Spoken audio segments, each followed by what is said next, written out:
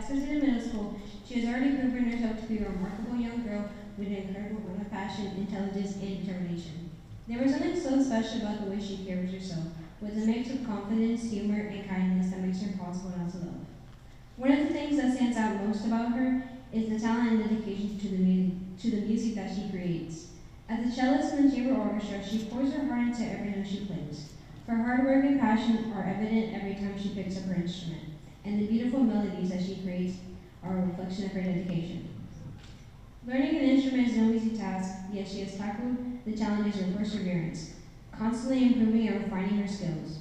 Music is not just an extracurricular for her, it is a part of who she is. I have no doubt that her talent and commitment will take her far, whether she chooses to pursue music as a career or simply a long life passion.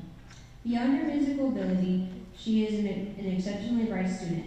She has constantly earned a place on the honor roll, which speaks volumes about her commitment to academic excellence. She is not someone who settles for mediocrity. She strives to be the best that she can be, pushing herself to learn, grow, and achieve her goals. It is truly inspiring how she is so dedicated to her education, never shying away from a challenge and always seeking ways to improve. Her intelligence combined with her drive will undoubtedly open many doors for her in the future. But she is more than just a talented musician and a bright student. She is also a natural leader. Serving on her grade level student council, she has taken the responsibility of representing her peers and working to make a difference in her school community. Leadership is not just about holding the title, it is about making the impact. She does just that. She is responsible, dependable, and will always be willing to step up when needed. She takes pride in being a role model, setting a positive example for others, and using her voice to create change. It is amazing how she embraces this role, knowing that she has the potential to be even a greater leader in the years to come. Outside of school, my younger sister has a vibrant and lively personality that makes her such a joy to be around. She has such an infectious sense of humor and a way to make people laugh, no matter what the situation. She brings light into every room that she enters, lifting the mood and spreading positivity wherever she goes. This is one of the things I admire most about her. Her ability to find joy even in the smallest moments and share the joy with those around her. One of her greatest passions is Spider-Man. She absolutely adores his character and can talk endlessly about her favorite Spider-Man movies, comics, and storylines. She has an undeniable excitement when discussing the superhero world, and her enthusiasm is contagious.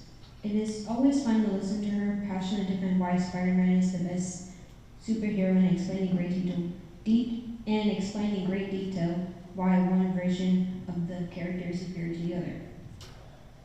It is one of the many things that makes her so unique, her ability to find something that she loves and completely immerse herself in it. Another one of my younger sister's greatest loves is her dog, Emil. To her, he is not just a pet, he is family. She showers him with endless affection, treating him like royalty, and making sure he is always feeling loved. Her bond with Emil is incredibly sweet to witness. On the other hand, she has a rather amusing opinion about my cat Milo. While I see him as a misunderstood little creature, she insists that he is pure evil. This rivalry between her and Milo is something that never fails me to make me laugh. No matter how much she pretends to dislike him, I know deep down she is secretly finding him entertaining. Like many other siblings, me and my sister have our moments of disagreement. As we may get older, we may not interact as much as we once did before. And at times, we may argue and see things differently, but no matter what, she will always be my little sister. Nothing, not time, distance, or petty arguments can change the bond we share. I will always be there for her through every challenge and every triumph. I will always support her, protect her, and stand by her side, no matter what life brings. Daniela is such an incredible person, brilliant, talented, kind-hearted, and full of life. Watching her grow into the person she is becoming fills me with so much pride. She has already accomplished so much, and I know it's only the beginning for her. She has such a bright future ahead, and I cannot wait to see all the amazing things she will achieve. Mi hermanita, no matter where life takes us, you will always have my love and support. I will always be there for you, cheering you on, laughing with you, and standing by your side. You are and will always be one of the most important people in my life. I love you, and I'm so proud of you.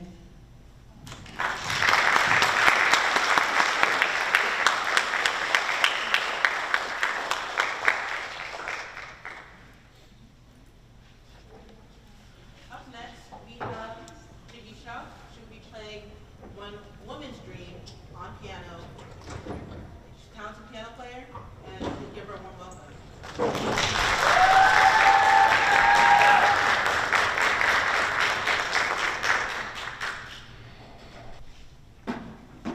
more round of applause, please.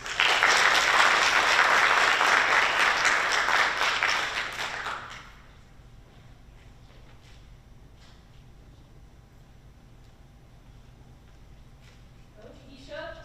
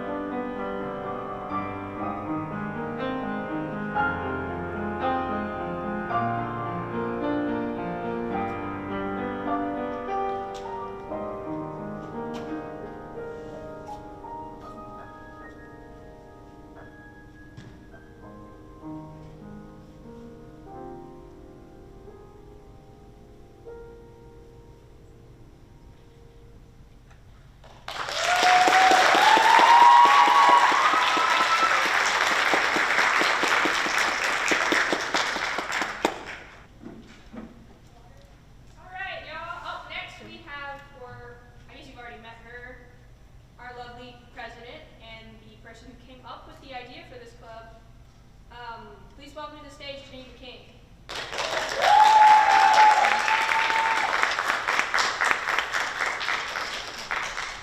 I'd like to say that before I start my piece, that it does cover topics that are heavier. It is an analogy towards sexual assault.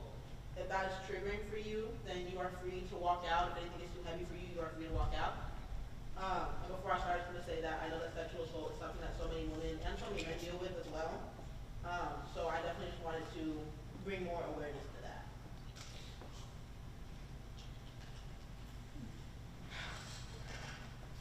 I am a book in your local library. The words that line my pages define me. Words that describe my life and my story, my views and my experiences, my thoughts and my very being. If you are willing to read far enough, I'll bear my pictures to you. Read further, I'll bear my soul.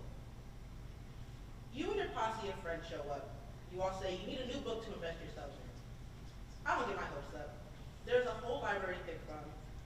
And to my surprise, I feel your fingers brush against my spine.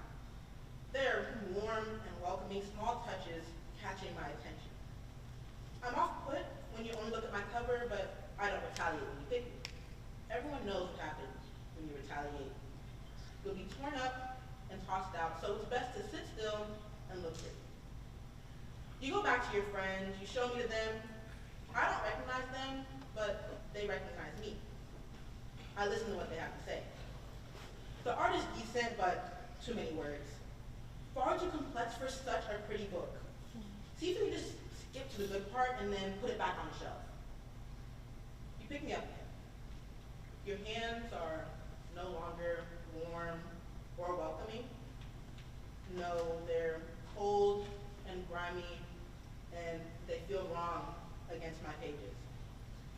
You do not hear my words, only nodding and throwing a compliment in to keep me content. Your eyes merely skim over my text, lingering on instead a few glimpses of my pictures. The skin I'm married to on my pages is no longer enough. You want more.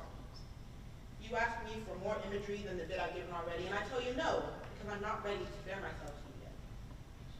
Then I'll put you back on the shelf, you fret. I can't. Your friends laugh when I came and show you more and more and more until my pages are nothing more than a blurred nest of color and ink. I am no longer a book, but instead a photo album at your mercy. I watch in terror as your initial excitement fades to boredom. Were my images not pretty enough, did not grab your attention? I desperately try to make them better, prettier, more exciting, but you spare nothing more than a disgusted glance at my efforts. I am filled with dread as you close me. Your hands are no longer on my cover. I can't tell if I'm relieved or afraid. The pictures got boring after a while, you say. Surely not worth the trouble. It is only when you move to place me back to my shelf that I realize your true intentions. You are not here because you wanted to read me. No, you are here because you are bored, or because you are curious to see if I'm as bad as they say, or because I'm a basic book that's easy on.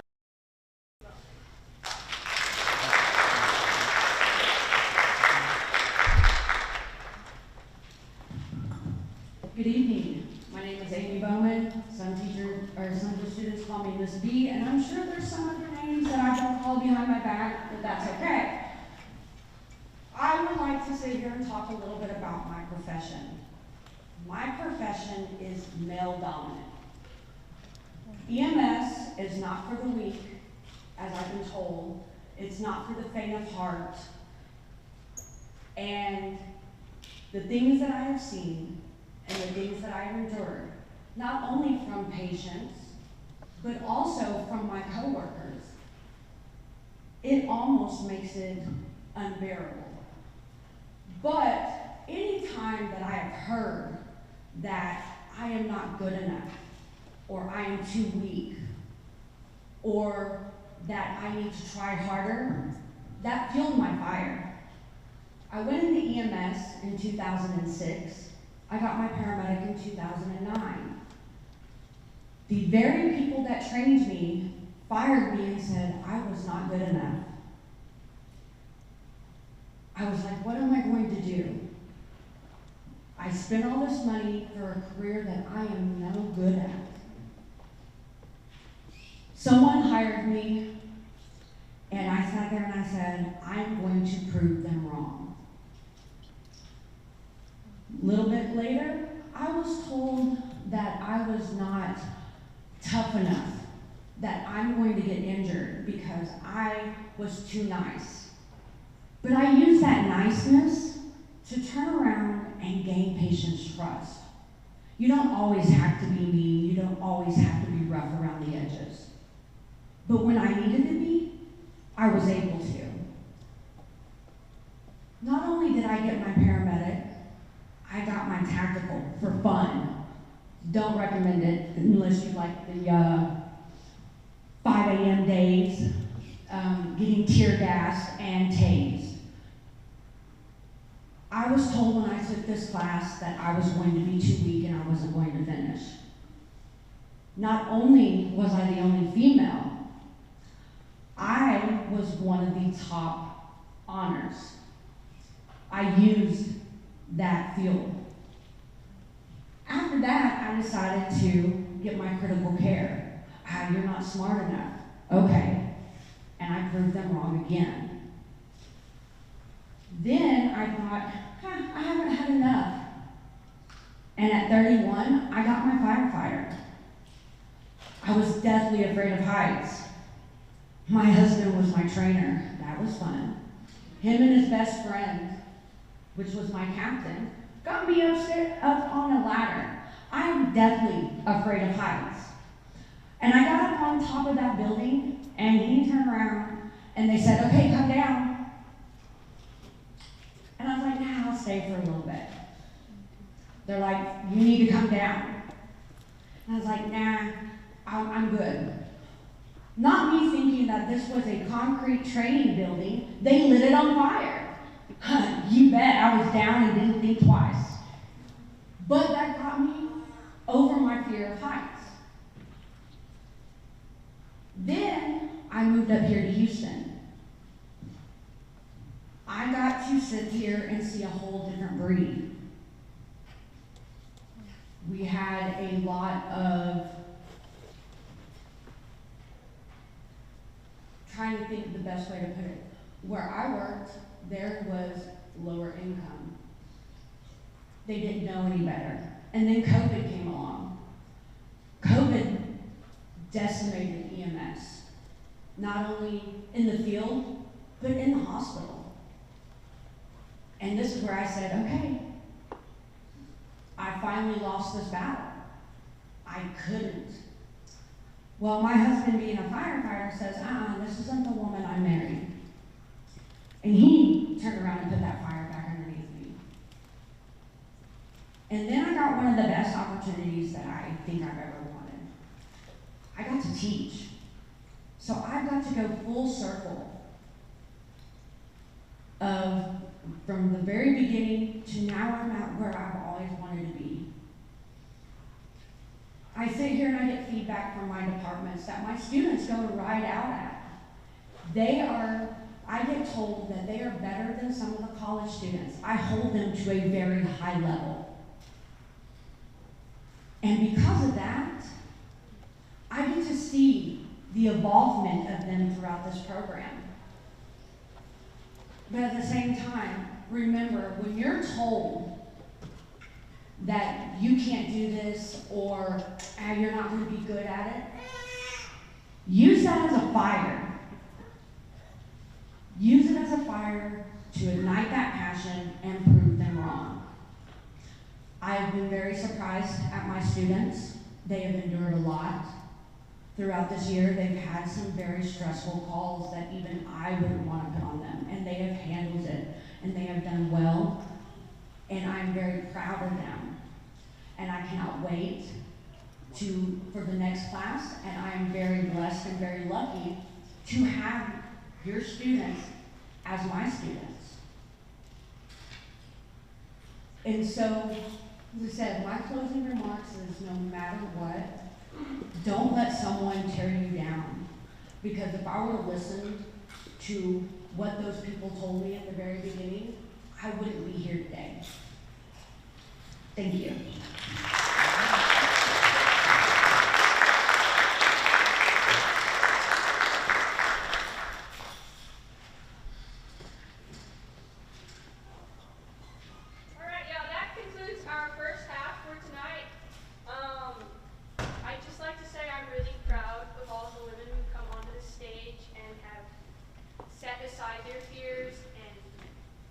Everything out onto the stage, and I'm really proud of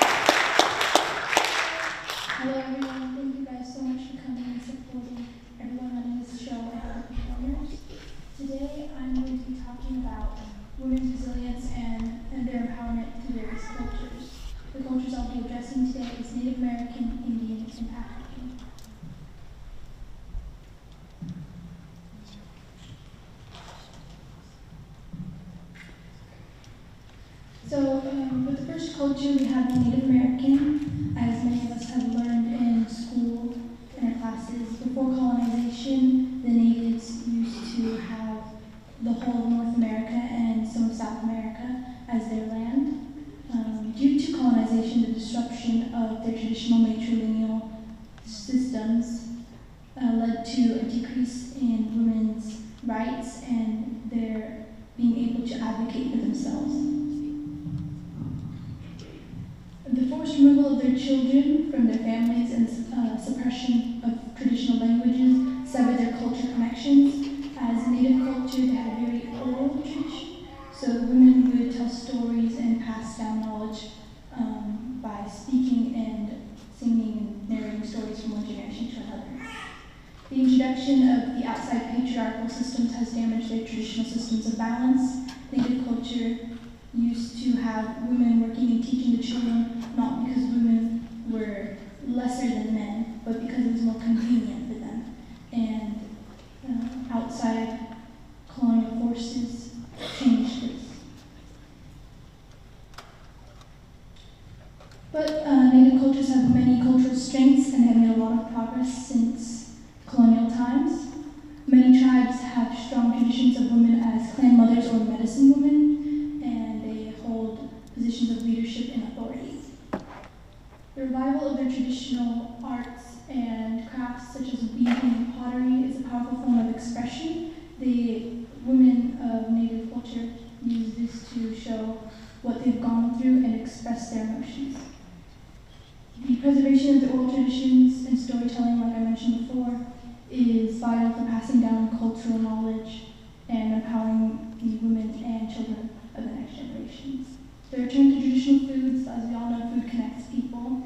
This allows natives who have been separated from their tribes to reconnect with their roots and learn more about their cultural identity.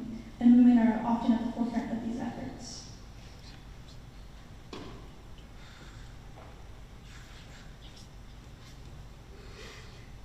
Our second culture, the Indian culture, one I can personally connect to. After the Mughal invasion and colonial powers, women were made to conform to colonial parameters, and this significantly reduced the power that they held and how they were able to advocate and speak up for themselves. Also in 1776, a Hindu law code was made by the East India Trading Company by the name of Manusmriti. This is where you can see the first signs of female oppression.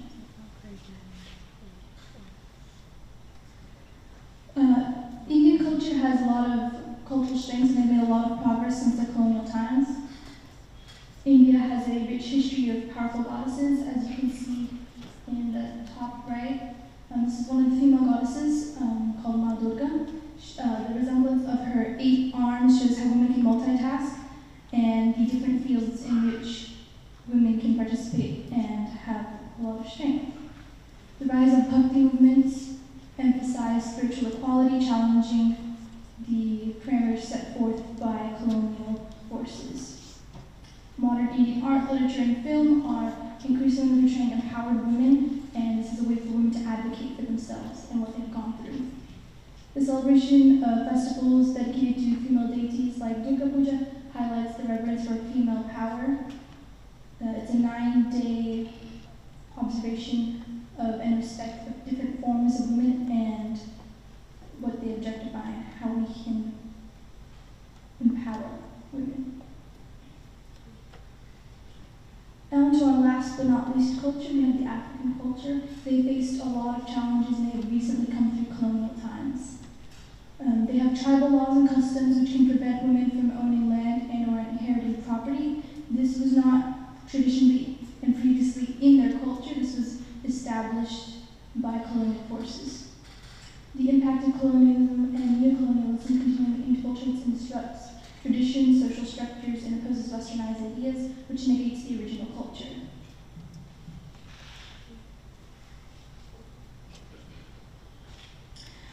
But African culture has a lot of strengths and they have made a lot of progress since the recent colonial times. In many tribes, women are the primary farmers and traders playing a vital role in the economy.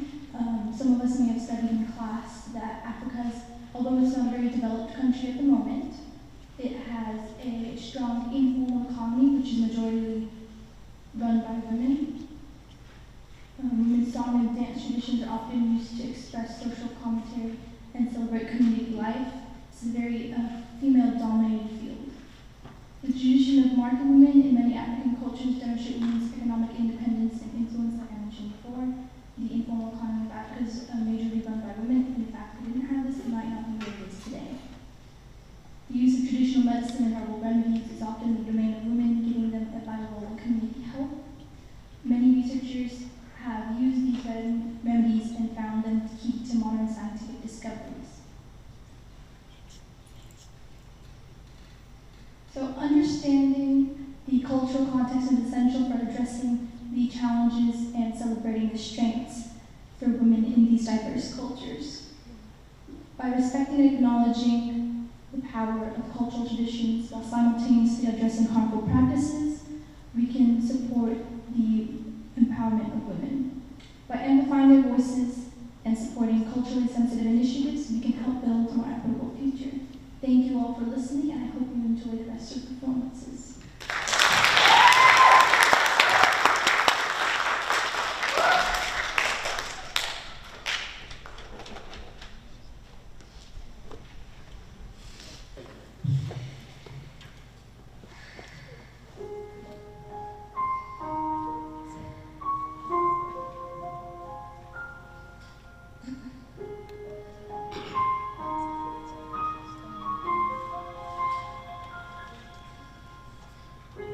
I'm trying to hold my breath, let it stay this way. Can't let this moment end. You set off a dream getting loud now. Can you hear it echoing? Take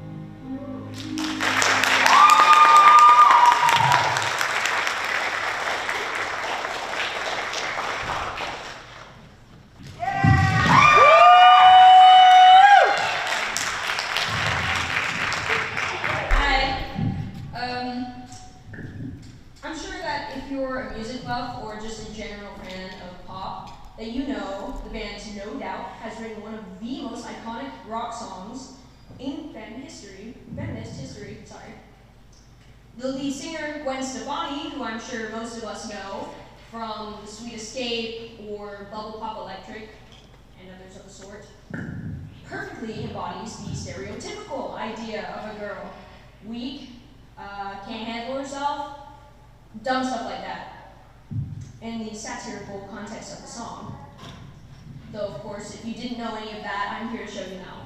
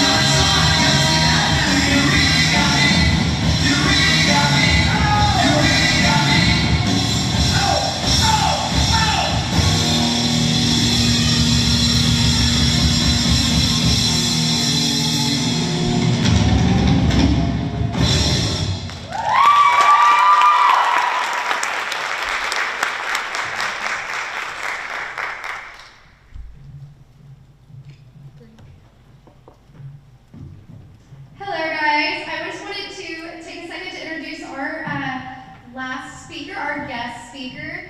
For those of you that don't know, we've been running a hygiene drive the last little bit here at Atascocita High School, and we have been trying to stock every classroom on campus and the nurse's office with feminine hygiene supplies.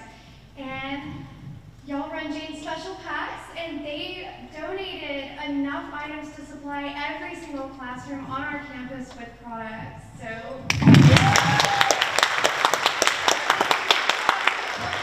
big round of applause.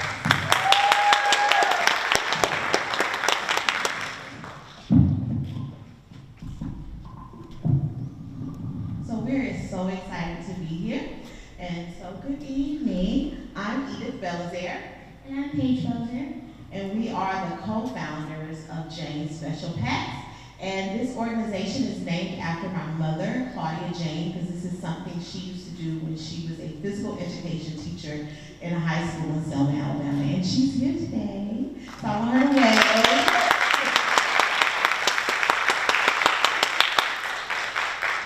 So we are honored to stand before you today representing an organization that we founded in 2022 with a mission to provide period supplies to those in need.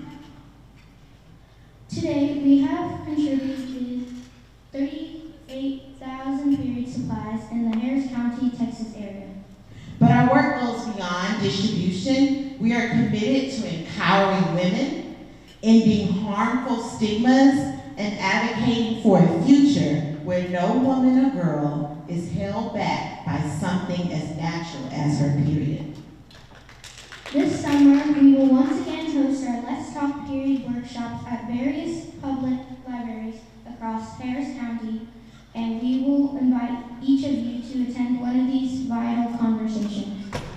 Now let's take a moment to reflect.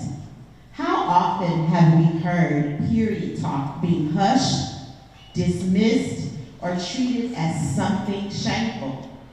How often have women faced embarrassment, missed opportunities, or struggled in silence because of something that is simply a part of life? The reality is that the stigma surrounding menstruation affects millions, impacting education, employment, and self-worth. And that's exactly why we're here today, to talk about empowerment, advocacy, and change. Empowerment starts with breaking the silence. Women's strength is limitless, but we cannot unlock our full potential when shame and misinformation hold us back. By providing essential period supplies, Jane's Special Packs isn't just distributing products. We're giving dignity, confidence, and opportunity. We're ensuring that no girl has to miss school because she can't afford basic hygiene. We're ensuring that no woman has to choose between buying food and buying pads. Beyond supplies, empowerment comes from education. It comes from normalizing conversations about menstrual health. It comes from challenging outdated beliefs and creating spaces where women can stand in their power without fear or shame. The stigma around periods is deeply rooted in culture and history, but that doesn't mean it has to continue. Periods are not dirty, they are not a weakness, they are not something to be shameful of. Yet, in many parts of the world, including right here in our community, period poverty and stigma keeps girls from going to school, keep women from speaking up, and reinforce the idea that natural cycles make us less capable. We must change this narrative. We must create a world where discussing menstrual health is as normal as talking about any other aspect of well-being. One conversation at a time, one act of advocacy at a time. We can break the silence. We can make sure that women and girls everywhere know that they are supported, valued, and empowered. True change doesn't mean just coming from organizations or policies. It comes from us, every single one of us. Advocacy starts with speaking up, whether it's correcting misinformation, pushing for free period products in school and workplaces, or simply refusing to treat periods as something shameful. Peer advocacy one another, supporting each other, and amplifying each other's voices. It means ensuring that no girl or woman ever feels alone in her experience.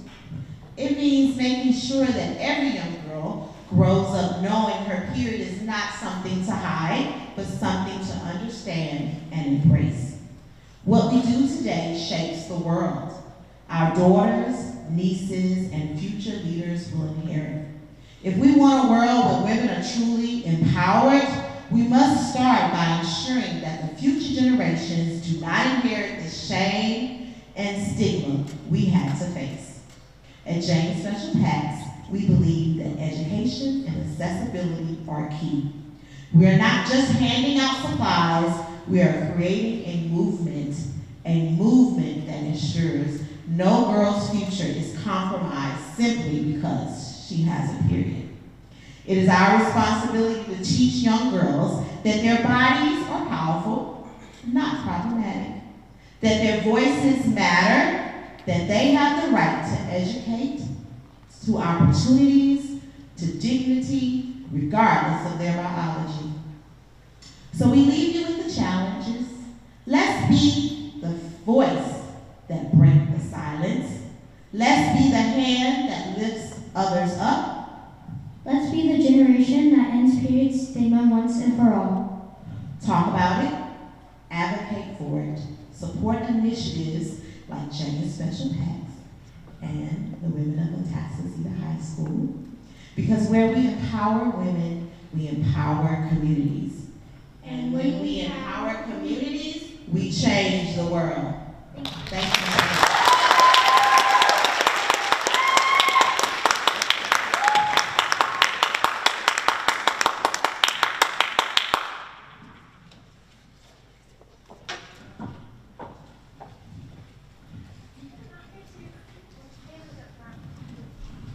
Okay, guys. Thank you all so much for being here. I know we had some technical glitches. If it's not obvious, this is my first time leading this. This is my first time on the club. But I'm so proud of these folks. We also have Taylor. Taylor is running concessions up there. But I'm so incredibly proud of these girls. Like, literally, what did y'all say? Y'all came up with it during advisory? Yeah, and then you came up to me. I didn't even know her. And somebody had been like, hey, Miss Webster's a cool teacher. You should go talk to her. And I had never led a club before, so I just thank you guys for trusting me to help y'all, and thank y'all for everything that y'all have done to help run this club, and I will reiterate all of this to Taylor as well. But guys, give these girls, all of these girls, all of their performers a huge round.